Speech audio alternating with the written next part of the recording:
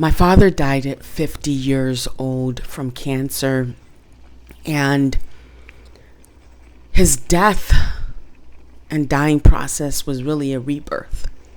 It inspired me to live, to be here, alive, enjoy every morsel of life, no matter how hard life gets. But to know that the gift I have is to be here, being alive. And as he was getting closer to his death, he would still do the thing that he loved. He was a professor, and even during the last few months of his life, he would go and lecture. He was passionate about that. He wanted to die doing the thing that he loved.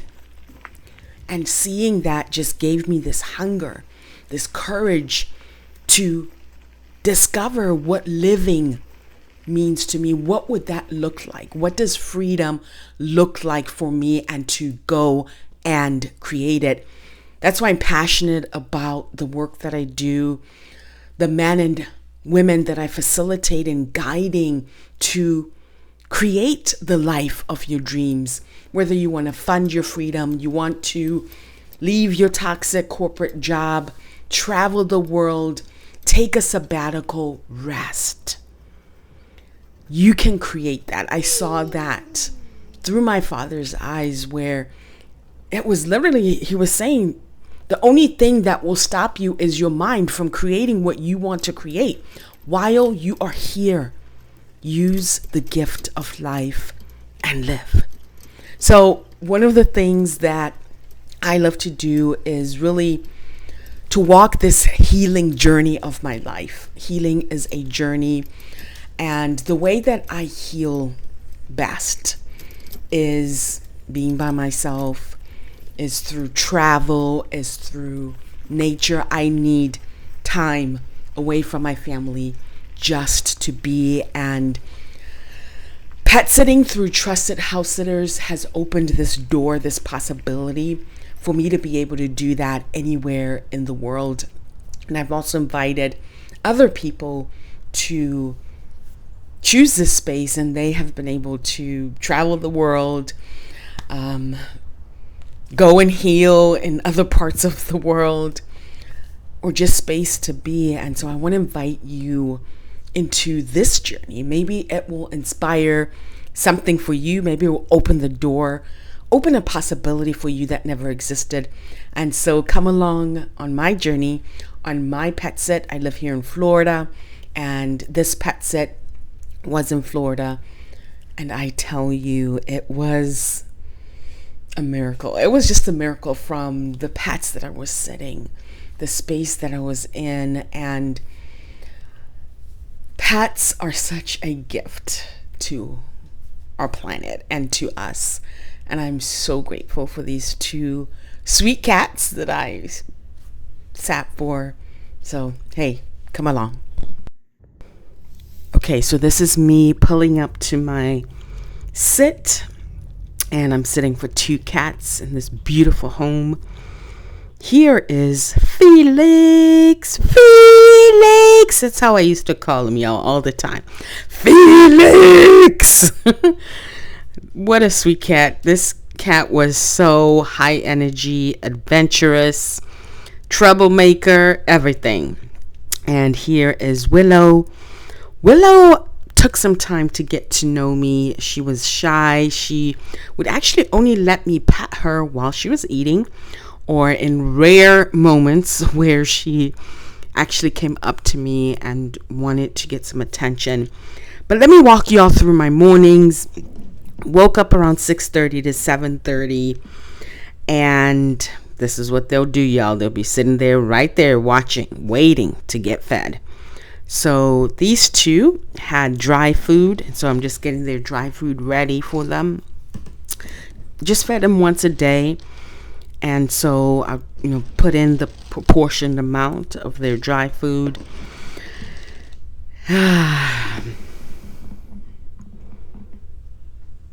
And then from there, they also got their wet food. And so here I am just getting that ready for the day. And so I would also mix that in with a little bit of water because Felix does not eat his wet food unless it is kind of like soupy. So that's what I'm doing here.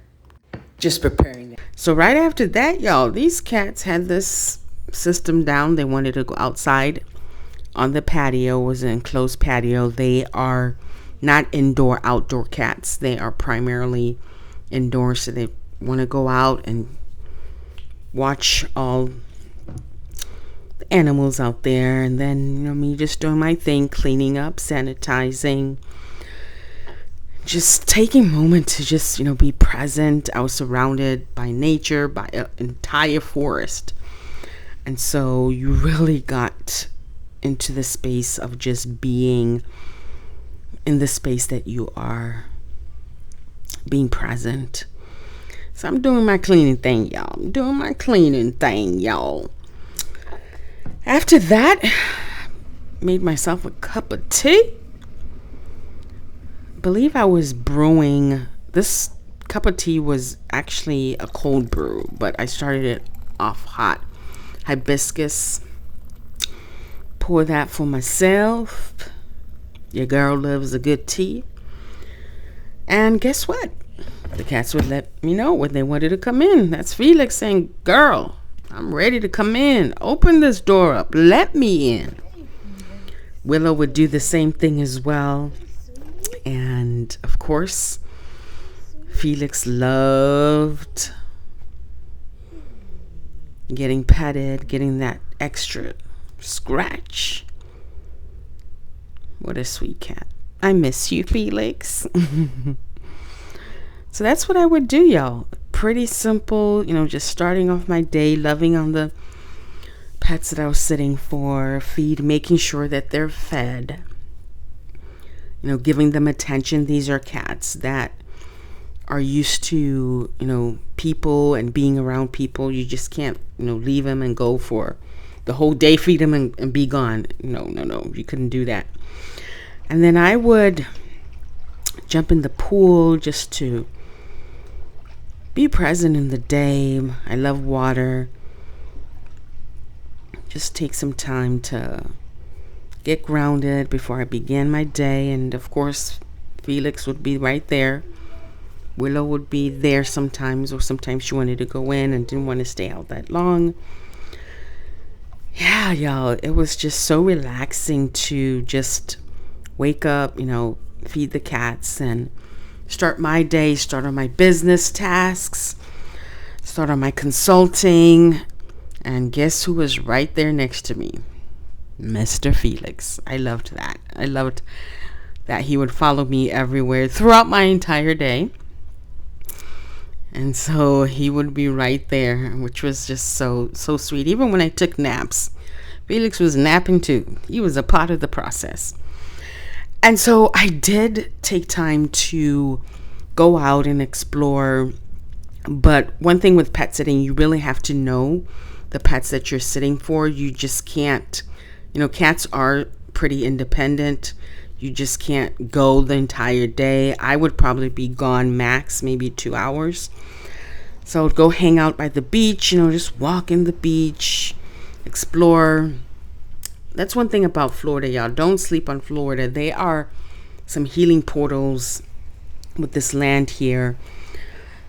The original occupants were Native Americans, and that medicine is still here on this land. I've just been to some places that have been so deeply healing. So here I am at the beach, just enjoying myself.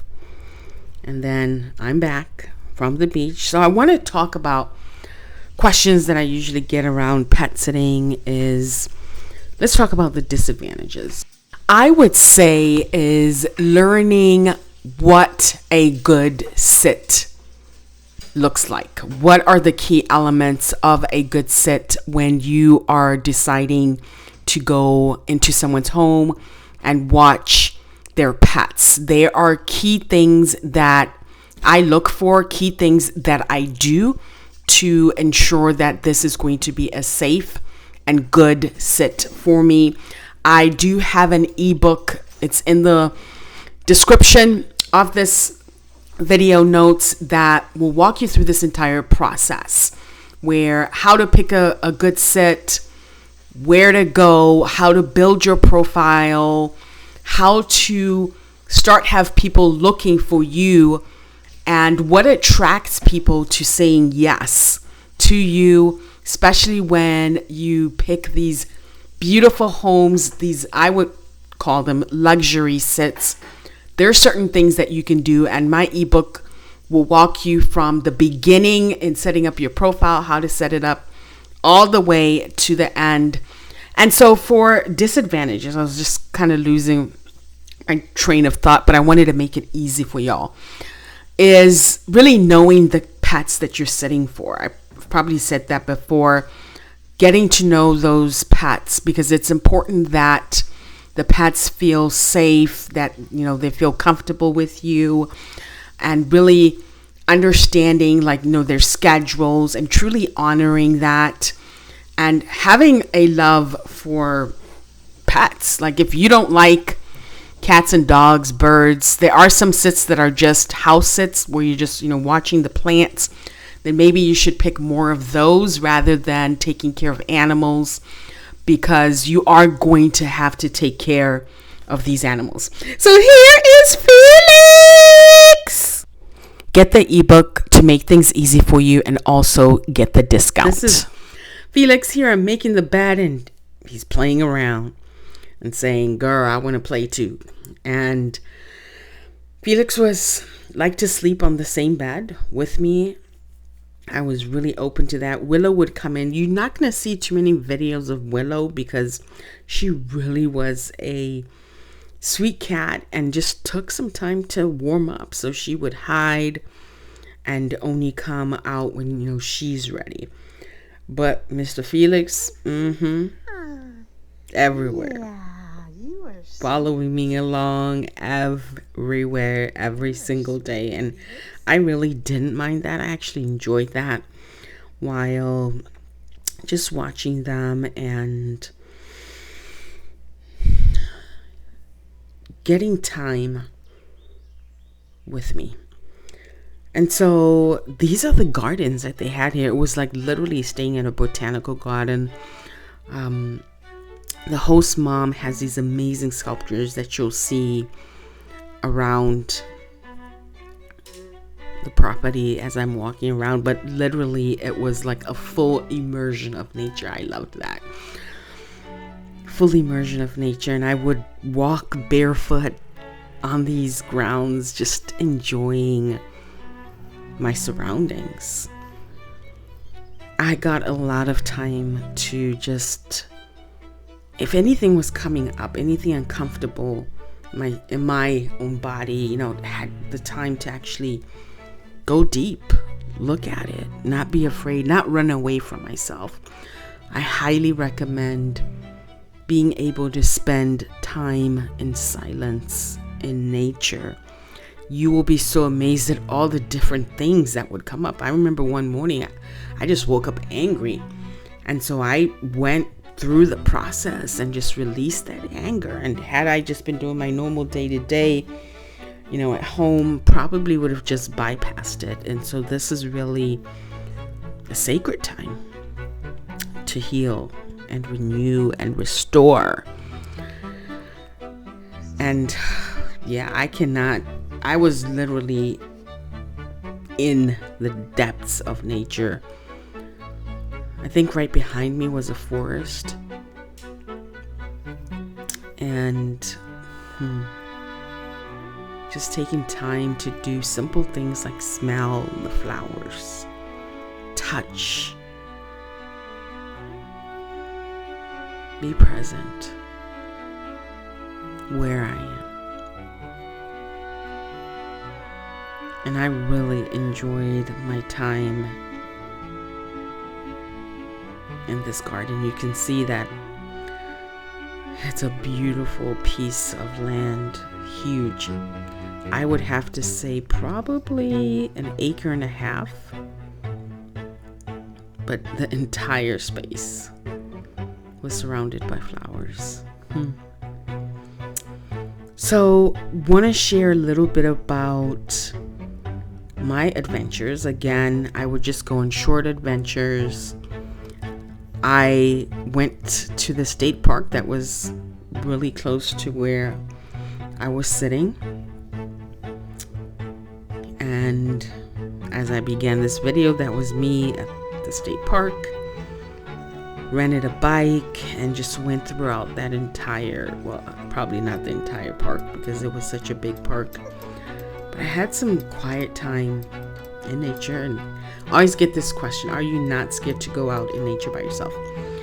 I have grown up in forests, and so you start to develop this awareness. Even as I'm becoming a forest therapy guide, like you become so aware, like okay, no, I should probably turn around and leave.